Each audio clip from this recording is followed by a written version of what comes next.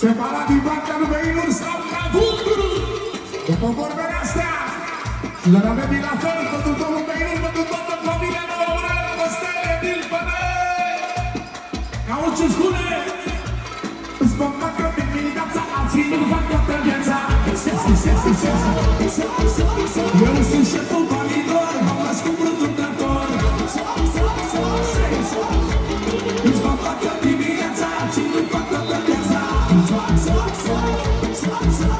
Eu sunt șeful banilor, m-am născut producător. Și apoi, am venit regele, să trăiești chertile, să trăiești chertile. Am venit regele, cât în salamule, cât în salamule.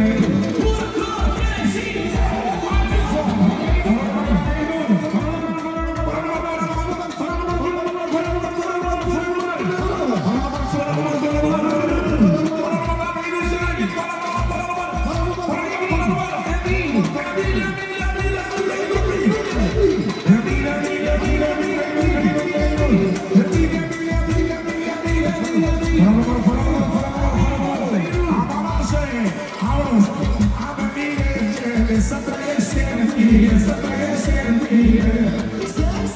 A venit regele, cât în salamule.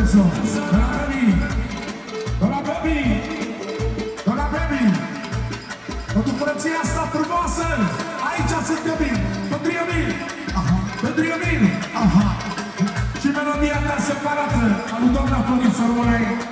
A venit Bârgăl, doamna Bebi, două vorbe, pentru frăția asta frumoasă, Emil, Costel, Aurel, Fănel, două vorbe să rămână de la Bebi, pe Costele, Fănele și Aurele. Fănele și Aurele, mai Emile, ai putere.